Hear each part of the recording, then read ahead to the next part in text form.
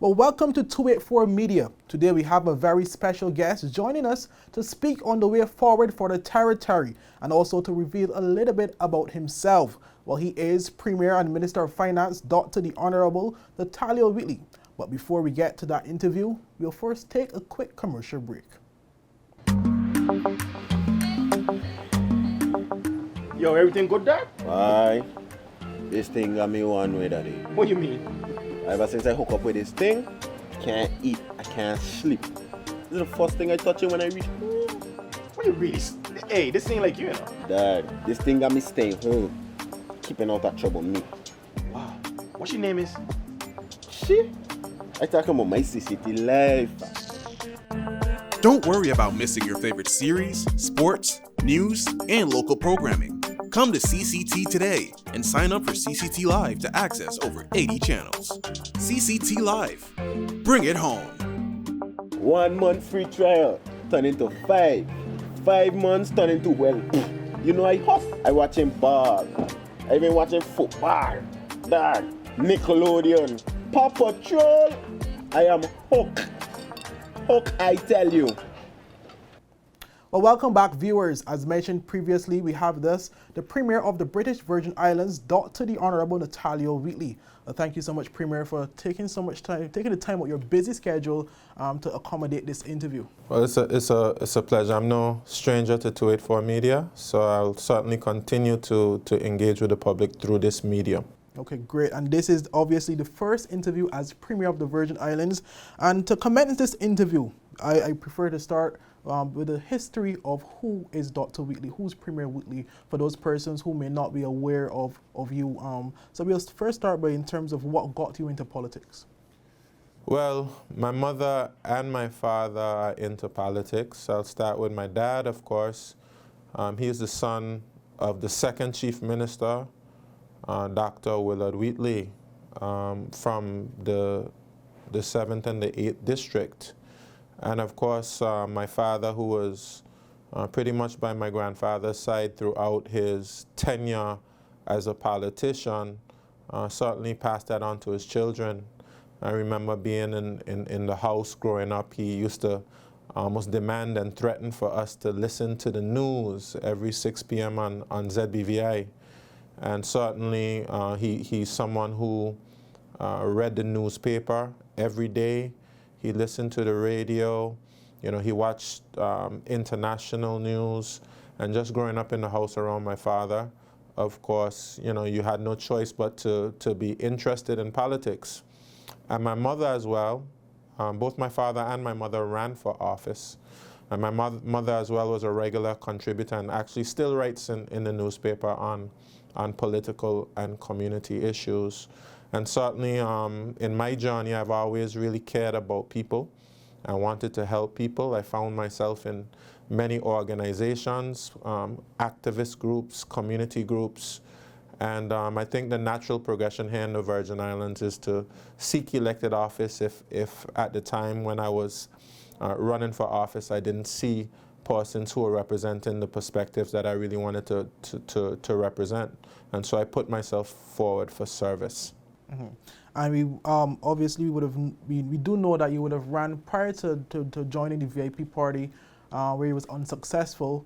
Speak about that journey too as well, and whether it affected your motivation in terms of pressing on. Obviously it didn't, because you would have continued. I know you are a member of we are fast forward now to the National Unity Government, but you know, you're still a member of the VIP, which would have gotten you into the politics in terms of where you would have won your seat for District 7, basically. So just speak about that first journey, you know, the first hurdle you would have suffered. It probably was not your first, but probably the first for people here in the territory.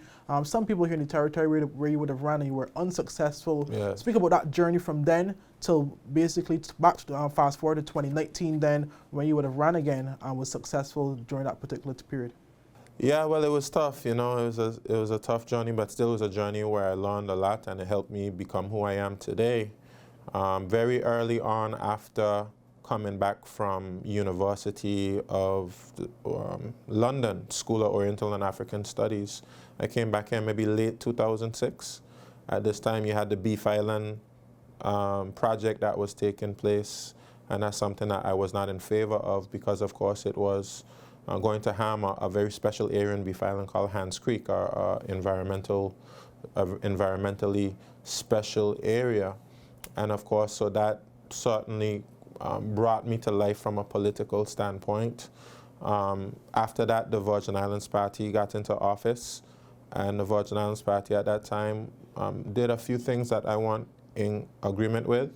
One of them was the Bywater, at that time, the Bywater contract, which is I wasn't in favor of that contract, and again, I was politically activated. You know, I led rallies, led marches, etc. And because of my experience with both main parties at the time, I thought it was time for a new voice. And you know, first we formed a movement. We had a movement called, I believe it's called People's Progressive Movement, that we formed. It was a non-political group, but of course we were like a think tank, exchanging ideas. You know, quite a number of persons who have been interested in politics, including Honorable Marlon Penn was a part of that group, People's Progressive Movement. Immediately following People's Progressive Movement, we had a group called the People's Patriotic Alliance. Quite a number of persons were around the table, kind of seeking like a third-party solution to the challenges that the country was facing at the time. But of course, the group kind of fell apart, and then only 4 candidates were left once everyone left. And that was Shayna Smith, Elton Carlwood, Coy Smith, and myself. And we contested, all of us contested at large, and we were unsuccessful. But of course, we got a good amount of votes for a small party that couldn't fill all the seats. And in a way, it was really encouraging. But of course, we really didn't have a chance to win at that time, being very young and not having a fully developed party. In 2015, I ran with a group called People's Empowerment Party. And this was led by Alvin Christopher, who's a long-serving politician in the 2nd District. He was in that seat before Honorable Melvin Mitch Turnbull for about 20 years. He served the people of the Virgin Islands. And of course, I went to him for mentorship. I went for him as someone who's been established. And I thought that was a very good experience for me.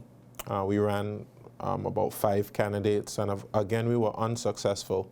And certainly at that time, I knew, you know, having the experience with the People's Patriotic Alliance, not having a full party, that, you know, the odds of me winning at that time were very slim.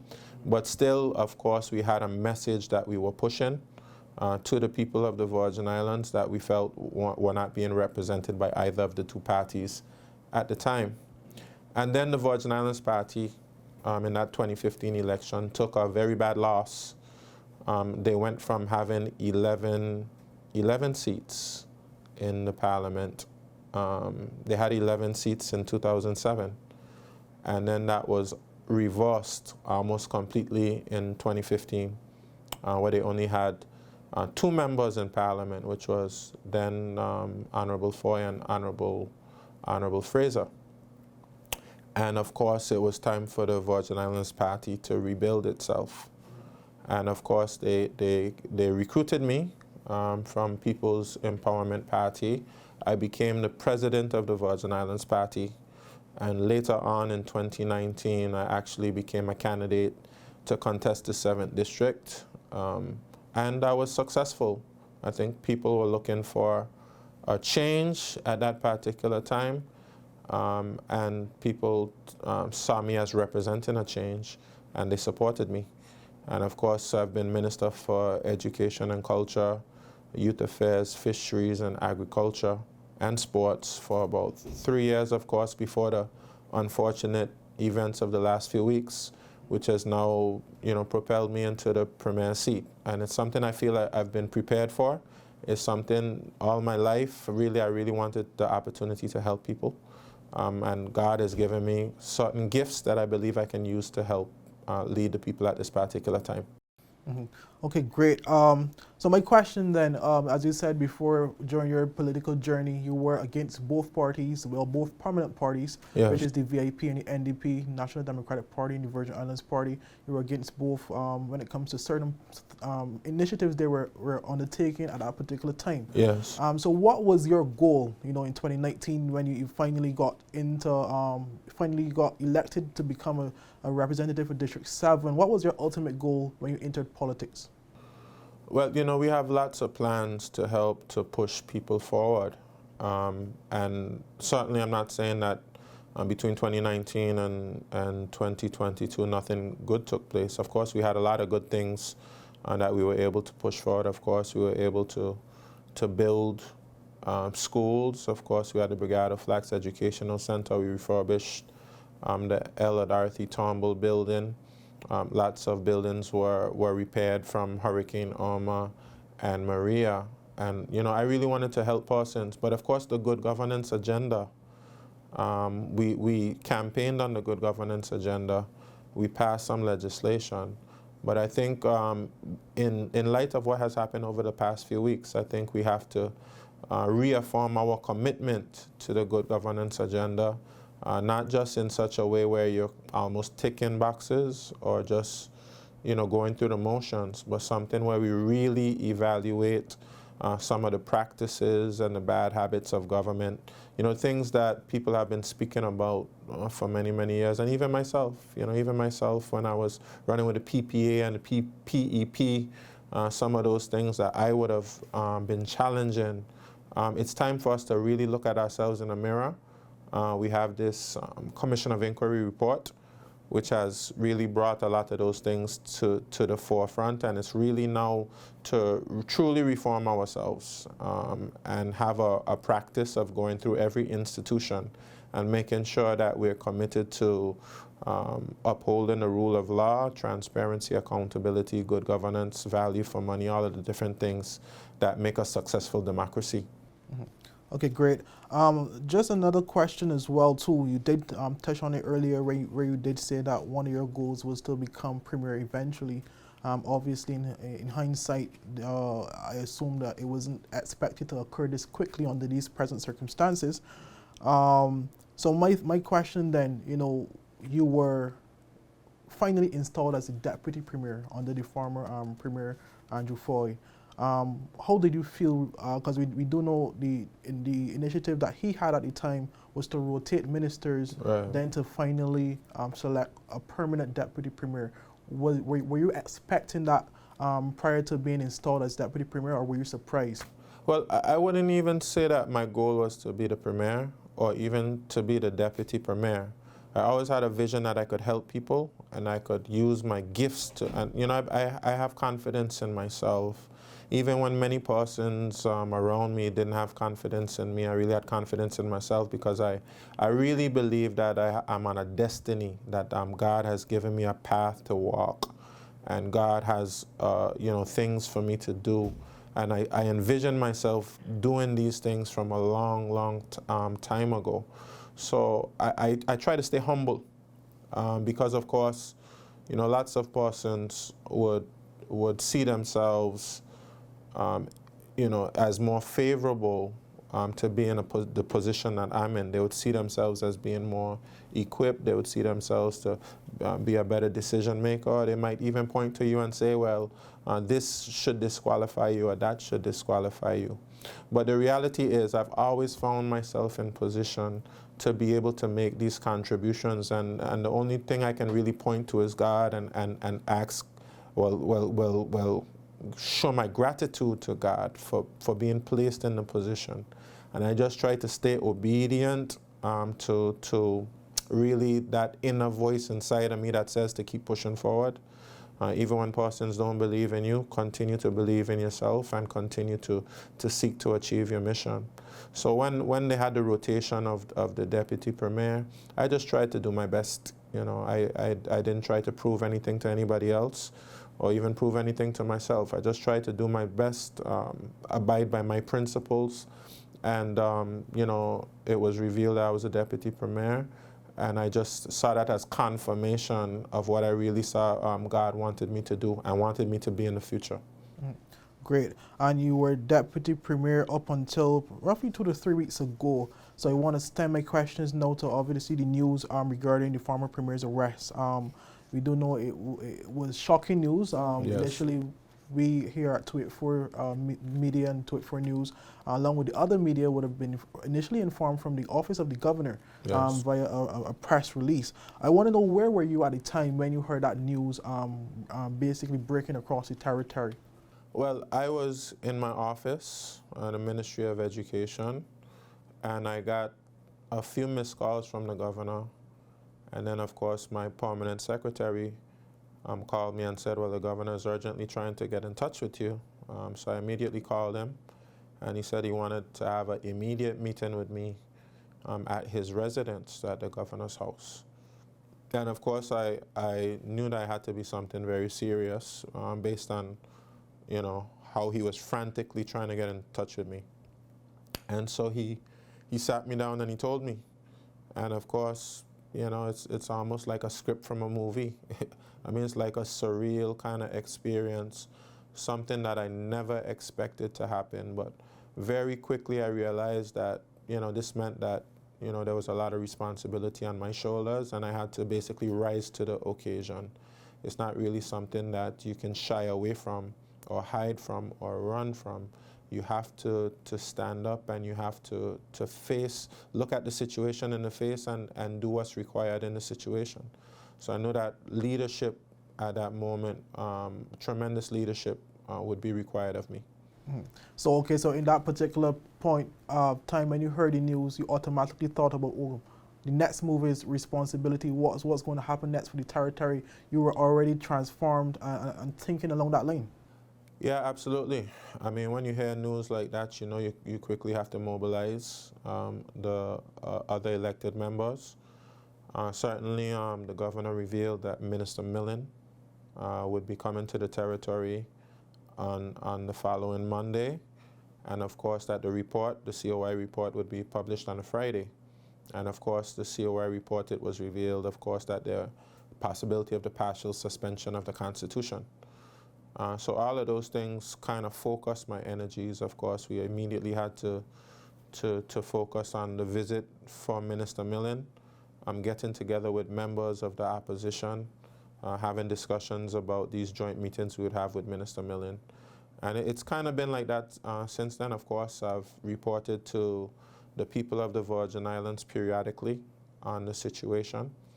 But that has been the focus. We had to immediately turn our focus to the COI report, its recommendations, meeting with Minister Millen, and engaging with the United Kingdom, and seeking to avoid the partial suspension of our Constitution. Mm-hmm. Okay, and that leads me to my next question, because I know it was asked at the last press conference last Friday regarding whether you would have had contact with the Premier since his arrest. Since then, last Friday, have there been any contacts? Furthermore, since the arrest, were you, your government, were there any attempts to even try to contact the Premier, the former Premier, basically to get somewhat of a communication to find out what's going on with the situation or a way forward? No, I haven't made any attempts to contact the former Premier. We know that he faces some very serious allegations, being officially charged, I think, last week. Indicted, yes. Yeah, and of course he's facing very serious charges, and I believe that his full focus should be on fighting his court case, and my full focus needs to be on avoiding the partial suspension of the Constitution. But certainly I've spoken to his mother. I was at the funeral of his sister just this past Saturday. I spoke to his wife and other members of the family and let them know that I'm praying for them. And certainly it's a very difficult time for them, and I think we all should keep them in our thoughts and prayers. Mm-hmm. Okay, and that leads me to my final question on this particular matter. This question basically comes from the public as well. A lot of persons are wondering, with the present situation the former premier is going through, should he need any assistance with legal fees or with procuring documents that may be needed for his attorney's argument, will there be any facilitation on behalf of the government or behalf from this end of the world, from the BVI? Will there be any facilitation to assist with his him fighting his case to defend his name? Well, nothing has really come to the government formally. Of course, if any request comes, we'll have to evaluate it on its merits, because I can't say what the request will be and whether it will be granted or not granted. It really depends on what's asked. But nothing has come thus far. I know that he has a lawyer that he's engaged with, and nothing, there's been no requests about anything to do with the case thus far. I'm not sure if that will change, but of course, it's not anything that I'm seeking to hide or anything like that.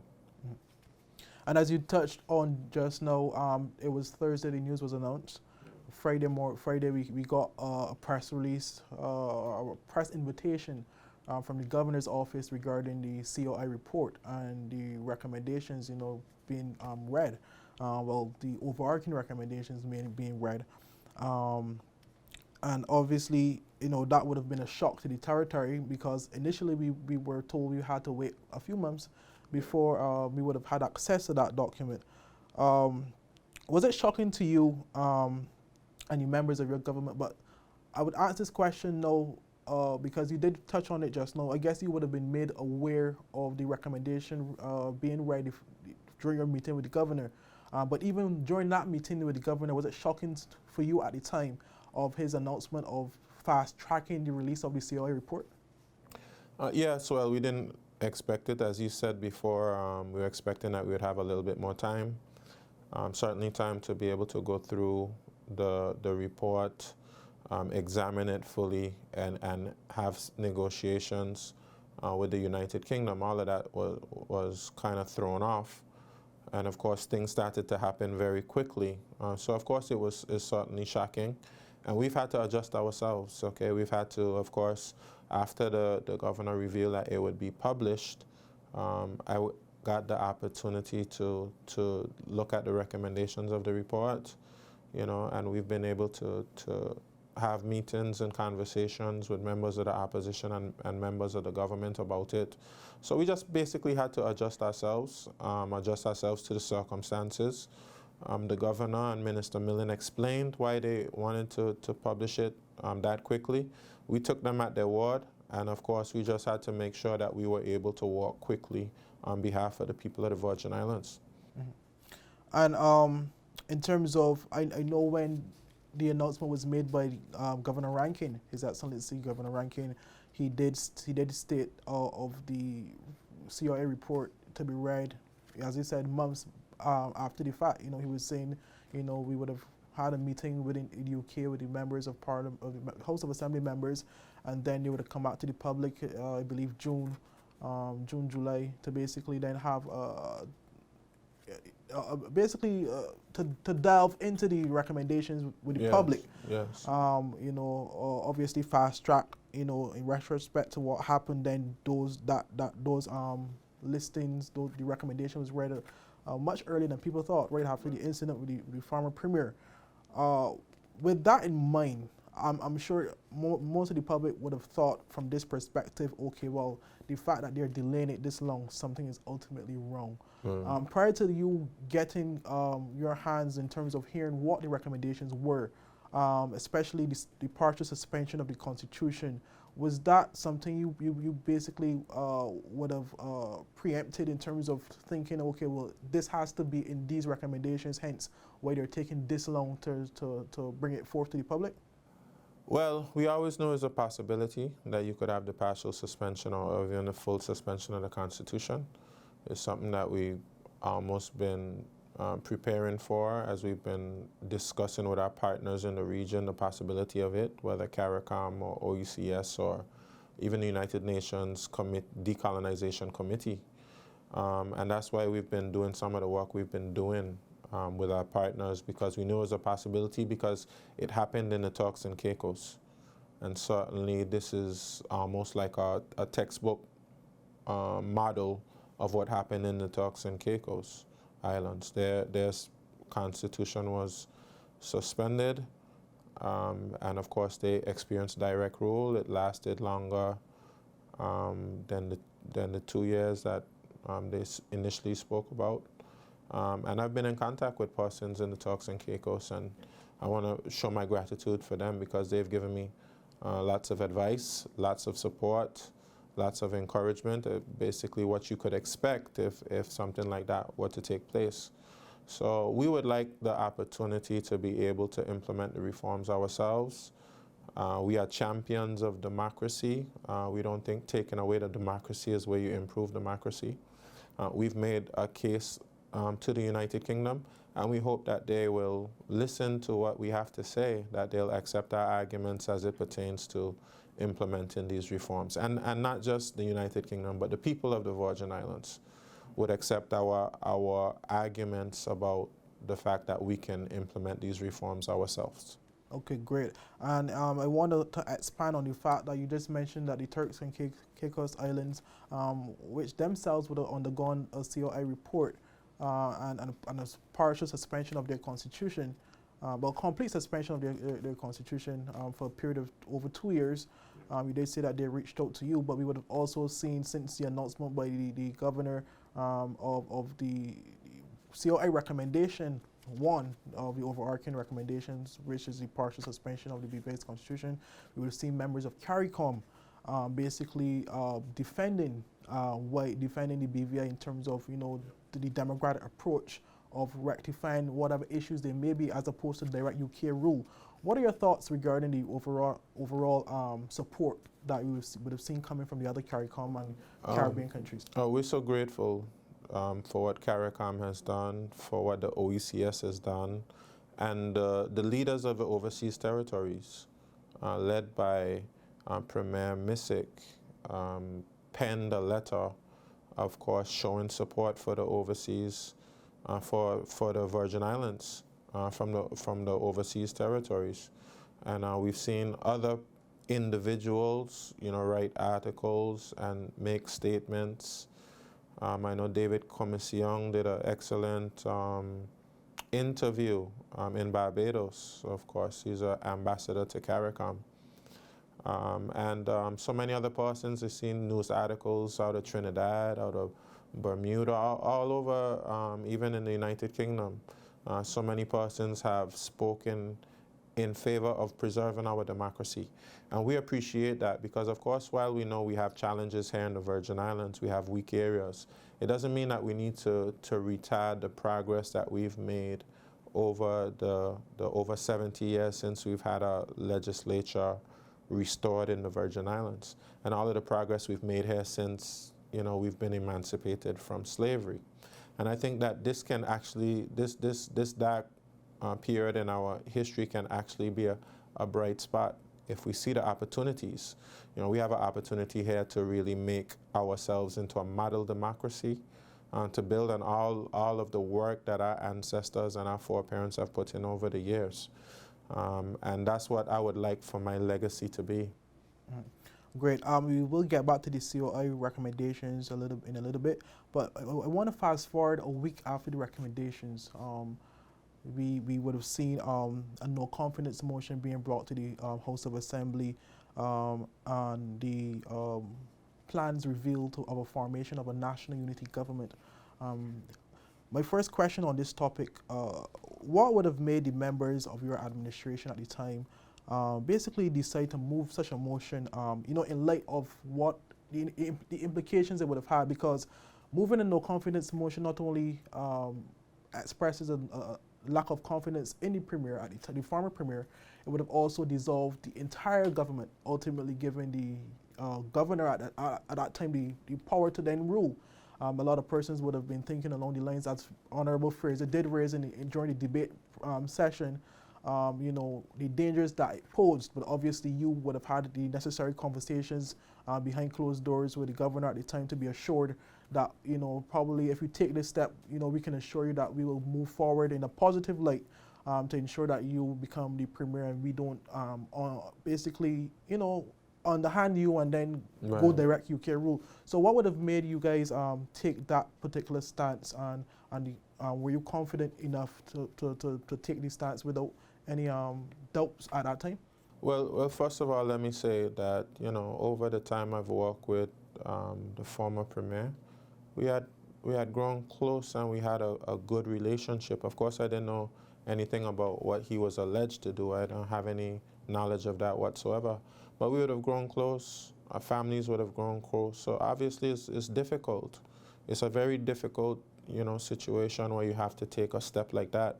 But it was a necessary step because we had to not think of our personal situations and our personal relationships. We had to think of the entire country at the time. And while it was difficult, it was clear that it was in the best interest of all the people of the Virgin Islands. Those are very serious charges. Most likely he's going to be fighting that battle for a very long time, fighting for his life. And that has to be his only focus right now, how he can fight that battle that he's in. And certainly that court process is going to play out. And we in the Virgin Islands have to deal immediately with the COI recommendations and all of the other challenges which continue to exist in the Virgin Islands, in addition to the possibility of the partial suspension of our Constitution. So we had to move forward. It's something that we had to do. Certainly, even with the allegations, of course, is something that dealt a severe blow to the confidence of the people of the Virgin Islands in the leadership of the former premier. And we had to move forward. As difficult as it might have been for, of course, the former premier's family, constituents, loved ones, colleagues. Of course, we had to think beyond ourselves and think of the entire territory. And we've been seeking to move forward, since then. And for some persons, the question would have came up as to, with the national unity government in place now, what problems do they solve? Would such a government solve? By unifying the government, what is the aim to basically, or the message you intend to send to not only the people of the BVI, but also the region and the UK as well, by unifying the parties basically to say, okay, well, we're coming together as one to fight and to advance the territory of the situation. What message, or what was the overall goal by doing this? I think you said it right. I think it's a message to the people of the Virgin Islands first and foremost. It's a message to the region, and it's a message to the United Kingdom, and it's a message to the world that we are united in our intent to implement these recommendations. I think that's important, so persons know, of course, regardless of what happens from a political standpoint, that we all agree that these recommendations need to be implemented.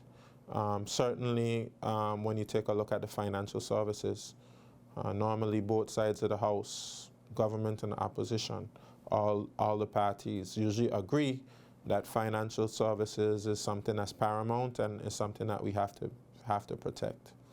Same thing with tourism. We want the good governance reforms to take on a similar complexion, that persons will view the good governance reforms as something that's nonpartisan, that's something that's cross-party, that's something that we don't have a political divide on. And I think that's the importance of the unity government. And I think persons just really tired of parties bickering and fighting back and forth with each other. The public believes, of course, that there's some things that need to take place, and they just want a group of individuals who'll forget their egos, forget their selfish motives and agendas, and just focus on the people's business. Mm-hmm. I have a two-part question following that response. Because when the announcement was made, we did hear Fraser subsequently stating that it was his idea to bring forth such a plan regarding a united front. My question would be that, just to confirm, whose idea was it, and how difficult was it to have, obviously the VIP administration with so many members already elected, to then bring an idea of unifying. How difficult was it, and whose idea was it in terms of such? Well, it was very difficult. You know, whenever you have to go to your members and say, well, you know, we need to find 2 minister spots for obviously Honorable Marlon Penn and Honorable Melvin Turnbull. You know, that's something that's difficult. It's difficult for persons to accept. And sometimes it even seems to cast a shadow over your own members. And I want to make it clear that the members who step backwards from cabinet positions are not being investigated for anything. So them stepping back really had to do with facilitating this new government of national unity. But it's difficult. It's really hard. And in the spirit of full disclosure and in all honesty, yes, the opposition came with the idea. This was an idea from the opposition. I'm not sure which members of the opposition came up with the idea. Of course, Honorable Fraser mentioned that in the House of Assembly. But of course, from my standpoint, the members of the opposition had a proposal to go to Minister Millen. And they were adamant that they were going to make the proposal, and Minister Millen accepted it and liked it. And certainly, I think most persons who heard the idea liked it. I think for the very same reasons that I articulated, persons want to see the parties come together and work in the best interest of the people and put egos aside and put any selfish agendas aside, and that's why I think the idea resonated. And I think it's something that we really need to support, not undermine. There are many persons who would like to see it fall apart for their whatever agendas they have, and they're seeking to sow seeds of division. But I think we have to sow seeds of unity. Those persons who want to see us move forward in a positive direction. Mm-hmm. Okay, and just a follow-up to that particular part, because I do know, as you said, it was a difficult decision, and it is not as though the particular portfolios that were stepped down from regarding the 2 individuals who decided to step down in essence of national unity and in terms of essence of the territory. There are 2 pivotal positions in that of the Ministry of Health, yes. The Minister for Health, and that of Ministry for Natural Resources, Labour and Immigration, considering all that's going on in territory with such. And also to you as the leader, deciding to accept the initial idea from the opposition, it speaks volume, considering that those 2 members, Honorable Vincent Wheatley and Honorable Carvin Malone, basically would have said, I'm going to put country first, yes, and basically step down. I guess a question that would come from the public regarding such too. You did say there are no investigations going on with the members. There, Honorable Vincent Wheatley is still the 9th District Representative, and Honorable Carvin Malone is still Territorial at-Large Representative. And you did say that he will, pay special attention to the 1st District in the meantime, while, I guess before another move is made regarding what's next for the 1st District. We will get to that later. But my thing is, what then, can you say, regarding those 2 individuals who would have then, put country first? It speaks a lot about their character. Yeah, I think so. And, it's going to call for sacrifice on a number of different individuals in the territory. And it's going to call for a lot of different difficult conversations, because as we implement these reforms, people's lives will be affected. And I think, starting from the highest offices in the land, you really show an example to persons, because we have boards, and of course we'll have persons from the boards who will have to resign from their posts. That's going to be a reality. And as we go through the different reports and recommendations, you'll have persons who are, in certain positions, they may have to go on leave. Administrative leave for some time, and that's already begun. And we have to ensure that while we go through this process, that we're kind to each other. Some persons, they take the opportunity to try to ridicule you, whether through the media, or through blogs, or through even conversations. They cast aspersions on your character, You know, they say things which are libelous and slanderous about you. So I call on the community to be kind, you know, to practice good principles of neighborliness and love, you know, let's not be so hateful to each other. And I just want to applaud the member for the 9th District and Territorial at-large member for their willingness to sacrifice. I ask them to continue to be resolute that the sacrifice was the right thing to do. And certainly I know many persons would be encouraging them to show division and to abandon ship, you know. But I call on them, and I have great confidence in both of them that they will stay the course and that we will keep this unity going. Even though, as I said, there's so many persons in the community that want to see this unity government fail. But let me focus on those persons who've sent their prayers, their advice, and their support. I've received overwhelming support for the unity government. But we know there are always persons out there who are seeking to tear down. And I just ask the public to resist any efforts to allow those negative thinking and those destructive methods to penetrate the people of this territory. Okay, and just another follow-up question on that same subject matter. I know, for example, the opposition leader, he's going into the Ministry of Health. He's now the Minister for Health, and Honorable Mitch Turnbull, he's now the Minister for Labour and Immigration, Natural Resources as well. My question then, as I'm asking on behalf of the public, you know, despite the fact that Honorable Vincent Wheatley and Honorable Malone may be quote-unquote backbenchers now, will they be working closely to help facilitate a smooth transition for those two newcomers? Oh, absolutely. Absolutely, I've already seen it. Of course, certain things that were taking place, it would be necessary to get a briefing from the minister when the minister has any questions, that they'll facilitate it. Of course, you know, we have a permanent secretary in those ministries as well that will be able to provide some guidance on some things. But certain things you won't be able to get around. You'll have to ask the former minister exactly, you know, what was the intent here, what's happening here, give me some history on this. And, you know, we're all on the same side. All of us are part of the unity government, whether front bench or back bench. You know, we've already had caucuses. You know, we've had, I believe, at least 2 caucuses together, and we discuss matters of government. And like I said, it's not going to be easy. It's not. You don't just put, you know, opposition and government together who've been sparring for months and years, and put them together and expect everything to be perfect. So it's going to take commitment, it's going to take communication, it's going to take patience, it's going to take being humble, humility, and it's going to take being resolute to see this thing through. Mm. And this leads to my next question on a similar topic.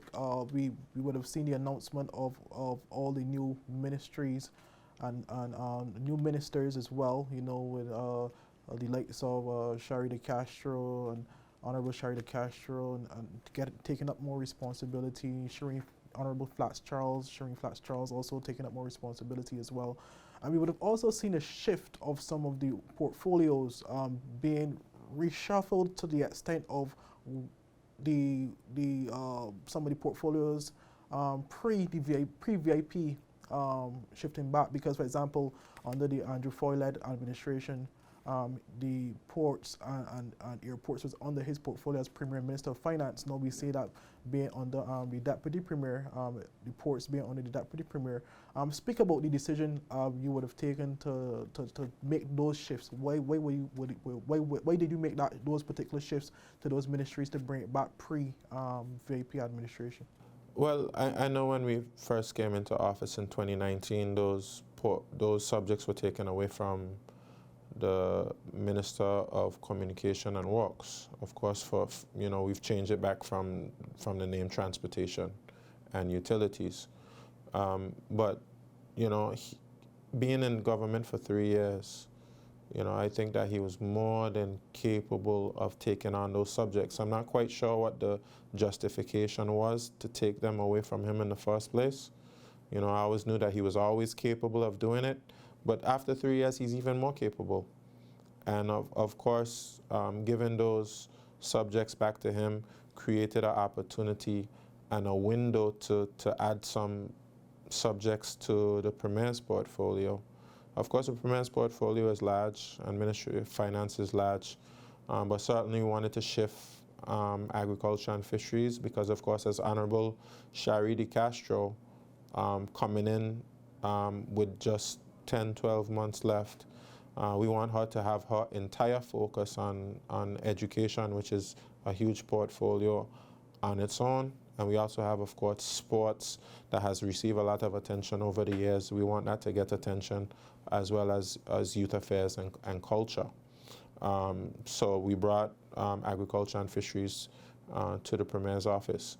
And there's been some other shifting as well. Of course, we've had National Health Insurance and Social Security, which were originally with the Minister of Health, and we like it there with the Minister of Health, considering that, you know, you have the Health Services Authority under Health, etc. And also, you know, social development with social programs, etc., which has a relationship with NHI, as well as Social Security. So there has been some shifting, but I think the shifting is really for the better.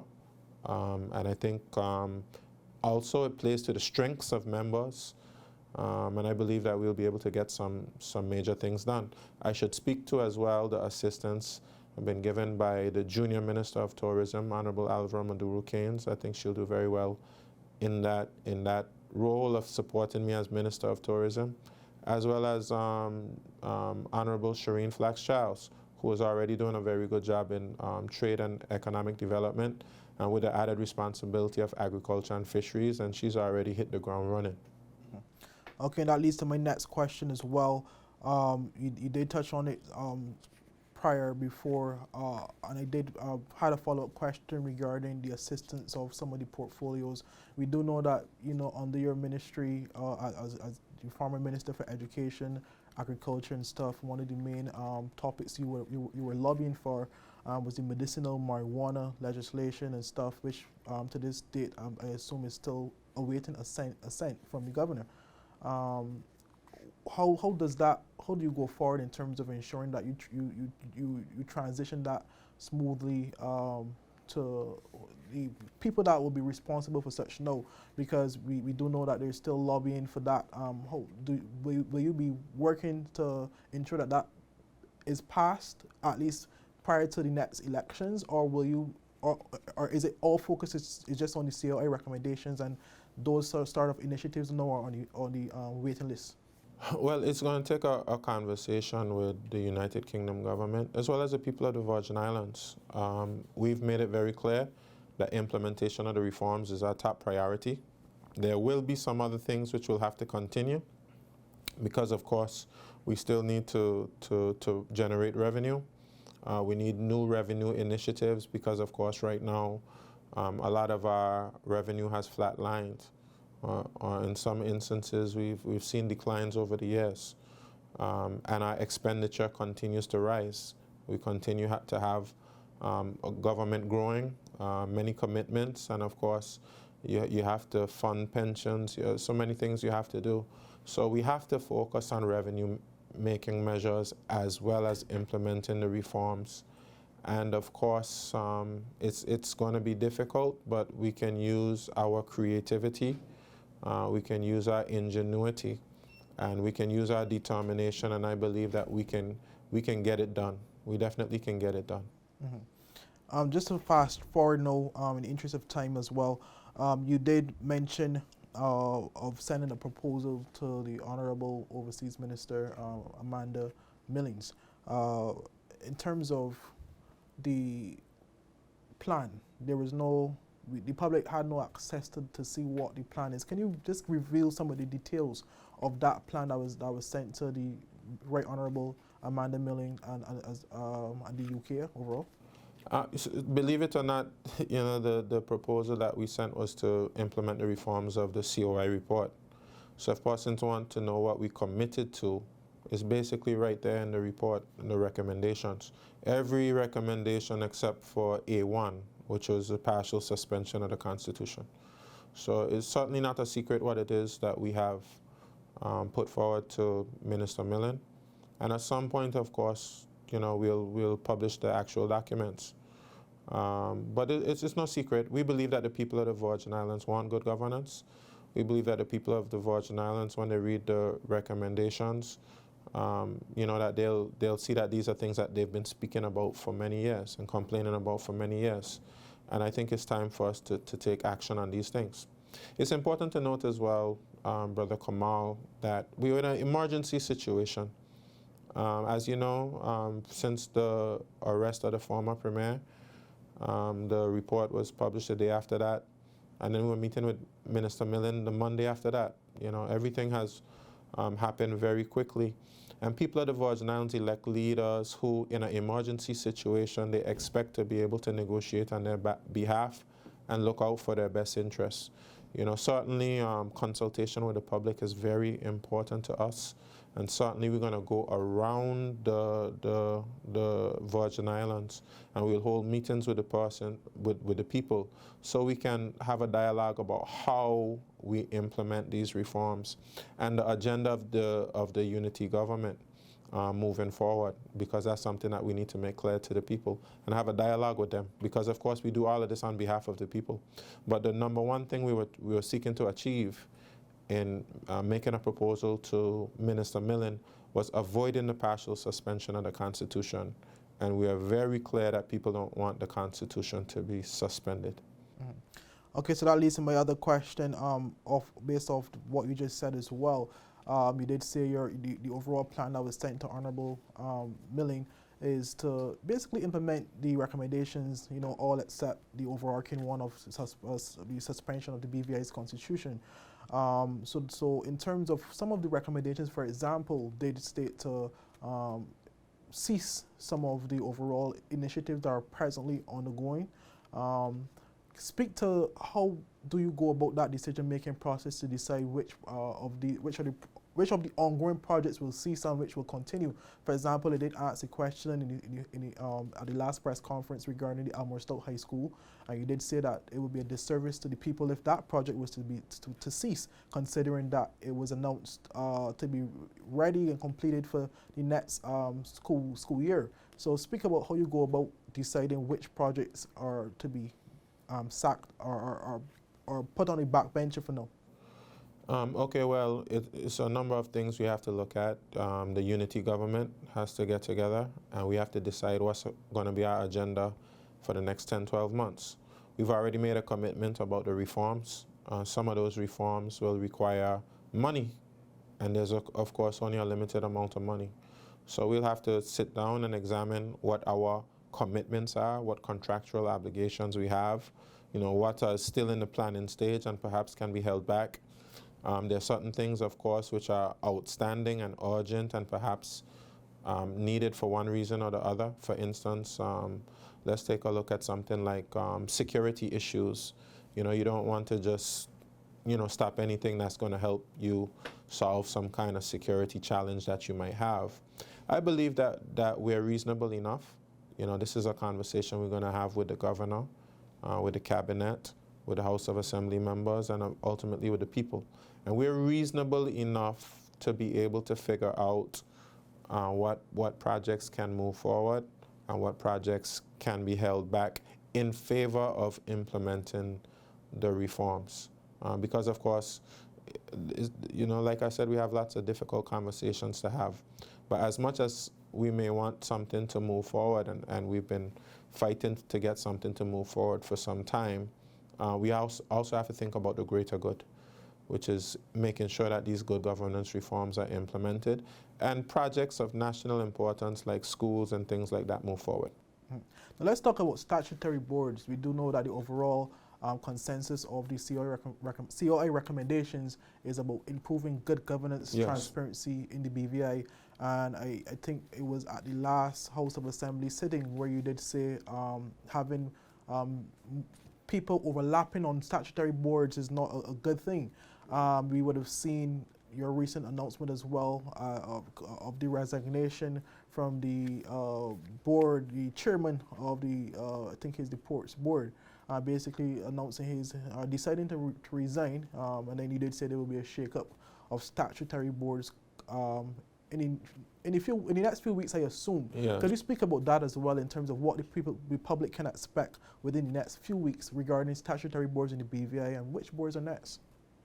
Of course, you spoke about the Ports Board. I can also say as well that you can expect an announcement on the Airport Board shortly. And we're going to go through the boards systematically because, of course, the COI report also spoke about what happened in 2019 when boards were dissolved outside of what the law allowed for and just arbitrarily dissolving boards. So we don't want to go down that same road of just dissolving boards without doing the proper due diligence. We want to have a process of examining the boards to see whether the persons on the board are qualified to be on the board, whether the legislation is strong enough in terms of how board members are being selected. In some instances, the governor, because of his responsibilities for security and other things, will have selections on boards. Of course, we want to ensure that you don't concentrate power in the hands of a few persons who are appearing on many different boards. So we're going to amend the schedules of the legislation to remove that from happening, especially being voting members. We have the possibility of having ex officio members who are not voting members if the boards need to have knowledge of what other boards are doing, etc. By having their directors of the organizations as ex officio members, I think that's fine. But we have to have a comprehensive review of how our boards function. We have to make sure that we remove any possibility of conflicts of interests or any partisan influence on the boards, and make sure that the boards are functioning primarily based on making sure that their organizations function at an optimal level. And that's what the people of the Virgin Islands want. And we have to make sure that these boards are held to the same standards that we have in central government as it pertains to good governance, as it pertains to transparency, accountability, value for money, respect for the rule of law, all our monitoring obligations, reporting obligations, etc. And I want to turn my focus now on another recommendation of basically the Commissioner Sir Gary Hickenbottom would have said he would have placed focus on grants in terms of how grants are issued in the territory and the evolution of how grants initially were issued on the previous administration, fast forward to 2022. And that was a fundamental issue that was brought up in terms of a recommendation to cease how the current distribution of grants are had in the territory. What is your take on that? I know you did touch on it in the House of Assembly recently regarding speaking about the importance of grants. You know, there's some families, you know, that require this assistance in communities. How will you guys tackle that recommendation? Well, I was happy with the report, the Commissioner Inquiry report's acknowledgement that there are persons who need grants and that those persons shouldn't have to suffer. They also acknowledge that, you know, there's need for educational grants, but they just want to see a different way of being able to have this assistance reach into the hands of the people. And we fully accept that. And in fact, I fully agree with it and I fully endorse it. I think we have to strengthen the capacity of the public service to be able to deliver the type of social assistance that people need. And I think we could even go beyond what the report has suggested, and to ensure that we have you know, support for persons in various communities, not just in receiving social benefits, but helping these persons to get trained so that they're well equipped to get jobs, helping them to find jobs, helping to provide other services to help grow and develop the community. You know, I lived in the United Kingdom while I was doing my PhD for about 3 years, and I had knowledge of their social benefits program. And it's a very good program that they have. When persons receive benefits, they have to sign on to this software, this system that they have where they have to look for jobs on a regular basis. I know we have similar systems in the United States, Virgin Islands, the United States of America, and other places in the region. So it was time for us to have a more mature, more developed system of providing social benefits to the people. There are many persons in the Virgin Islands who need the social benefits, so it can't end just like that. No, certainly it can't end, because of course we had the hurricanes. That's left some persons in a very shaky situation. We've had the pandemic, and now we have, major inflation due to the war that's in Ukraine.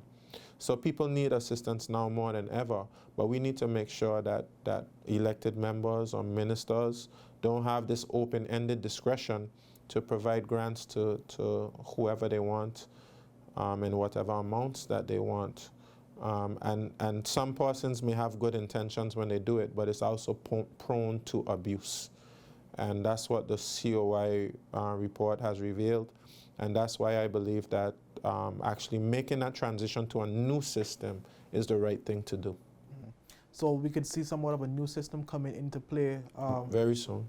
Okay, and on that subject of governance and transparency as well, the question would have came up in last press conference regarding systems in place, to whether a system should be in place to make donors, anonymous donors, public. We did hear your point of view on the matter, because obviously there are some persons that just prefer not to be named. Yeah. But we do know for the Almostout High School project, for example, there was $2 million anonymously donated and $2 more million pledged only the same person or company of persons. We still are not aware if it's one person or if it's a company of persons. If it's a number of persons, sorry, I guess you could verify that. And also too, when the medicinal marijuana legislation and stuff was announced, there were ghost investors, and people are still wondering who those investors were. Will those names ever become public, so the public that wants to know who these persons are made aware of such? Well, when persons, if we get to the point where we actually issue licenses for the medicinal marijuana, certainly I don't see anything wrong with revealing the names of persons who've received licenses. I think that's, public information. And of course, we're going to be working on very shortly, you'll be seeing freedom of information. And some of this information persons will actually be able to make applications for, and you'll have legally entitled to receive some of this information. So I would say look out for the Freedom of Information Act. Of course, as it pertains to donors are a little different, I would say. And of course, you will still have a situation where certain people may want to make their donations private. I think they should have that right. Whether you're donating $20 to the Red Cross or somebody like that, or you're donating larger sums of money. But I certainly will check to see if the donor would like to have their name revealed, and if the donor wants the name revealed, I have no challenge with revealing the name at all.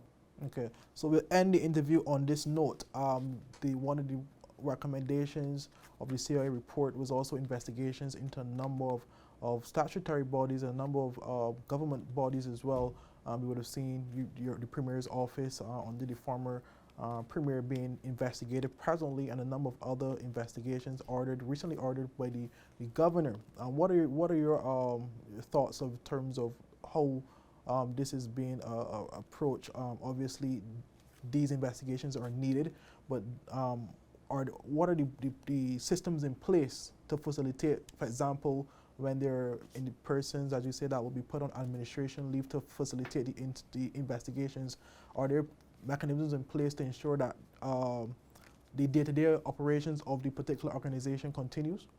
Yeah, absolutely. And this is something in the public service that, of course, the deputy governor is really focused on. And thus far, he's done a very good job of it to make sure that areas are being covered when persons have to go on leave for whatever particular reason. It will be challenging, of course, because, of course, we have limited human resource capacity. It's the same thing on the boards as well. We'll have to ensure that, if any person has to go on leave for any particular reason, that we have persons in the organization who can cover for them. So it's going to, require commitment. It's going to require creativity. It's going to require some flexibility on the part of persons, but it also presents opportunity for persons, to show what they can do with increased responsibilities, So, but I have confidence that we'll be able to get through the situation. As you said, the investigations are needed. Investigations, they don't just condemn you. In some instances, they clear you. So I think sometimes when you have a cloud hanging over your head, sometimes the best thing to do is say, okay, let's just investigate it and have it over and done with. So, and then the investigations will reveal what they reveal, and we'll let the chips fall where they may. But of course, if persons have done wrongdoing, they should be held accountable. Mm-hmm. And any lasting words for the public regarding any upcoming announcements, anything you would like to leave with the public? Well, I just want the public to really understand what it is we're seeking to do here. We have to accept the fact that, of course, for many years, we've been going down the wrong path as it pertains to certain things. And of course, I know many persons in the public have sounded the alarm over and over. Those persons may have even felt frustrated that they were not being heard. But now we're at the point where, they're being heard loud and clear, and it's now our opportunity to take this situation that we're in and make the most of it. Let's not let this crisis go to waste. Let this crisis create an opportunity to become a better people and better individuals. I've tried to look at the mistakes I've made in the past and try to see how those can make me a better person and a better leader. And I believe that it will make me a better person and a better leader, and I've been placed in this position for a particular purpose. There's something that I have to do. I believe this is my calling, and I believe that God has prepared me for this moment. And I just want to let the people of the Virgin Islands know that I'm going to work very hard not to let them down in this particular moment. And I'm calling for all of us to be unified. Not just this government and national unity, but all of us to be unified. It doesn't mean that we have to agree on every point. But let's stop tearing down each other and let's try to build each other up. We agree to disagree, and we seek to look out for each other's best interests. Okay, great. I want to thank you on behalf of 284 Media and 284 News for gracing us with this time and this interview. We do really appreciate it, and we appreciate your time. Thank you, Brother Kamal, and keep doing the wonderful job that you always do. Thank you. Well, viewers, you would have heard it from Premier Dr. the Honorable Natalio Wheatley, Premier of the British Virgin Islands. An extensive interview, very in-depth. We would have touched on a number of different issues. We would have touched on imminent issues regarding the COA report recommendations and the way forward for the territory. On behalf of 284 Media and 284 News, I'm Kamal Haynes. Until next time, thank you for joining us. Bye-bye.